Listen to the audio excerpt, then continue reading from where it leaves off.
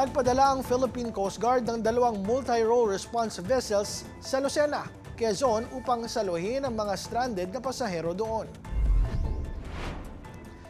Ginamit ng PCG ang BRP Suluan para ihatid ang 75 na pasahero papuntang San Agustin, Romblon matapos silang hindi makasakay sa regular na commercial trips.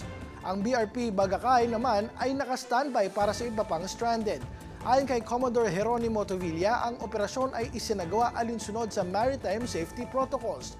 Bilang bahagi ng Oplan Biyaheng Ayos Pasko 2025, iniulat ng PCG ang 266,554 outbound at 233,670 inbound na pasahero noong December 23. Sa 16 na PCG districts na inspect na nila ang 2,229 na barko at 2,000 na motor bangka. Lahat ng distrito at istasyon ng Coast Guard ay naka-alerto mula December 23 hanggang January 4.